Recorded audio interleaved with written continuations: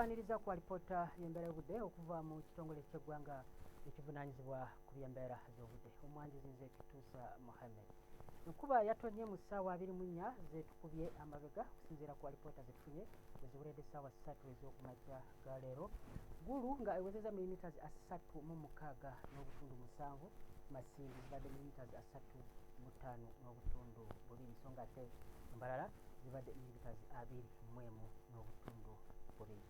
Bwe tulaba ekifaananyi ekya Ssemugenze kitulaze nga Sserwandula Mpewo 2 emu nga etudde ku Ssebuyanja Buyindi, ssaako n'eyo esimbi eri ku Ssebuyanja Antarctica nga zeeyongedde amaanyi era nga ziwandula empewo empeweevu okwolekera ensi yattu, era ensonga lwaki enkuba ezadde n'okutonnya mu bitundu by'eggwanga ebyenjawulo. Bwe tulaba ku mbeera y'obudde nga tusobola okuba mu biseera by'okumakya tusuubirayo oluwandagirize mu bitundu by'eggwanga ebisinga obungi, wabula era tusuubira n'enkuba eno okwongera ddala okutonnya mu biseera by'olweggulo mu bitundu by'eggwanga ebyenjawulo.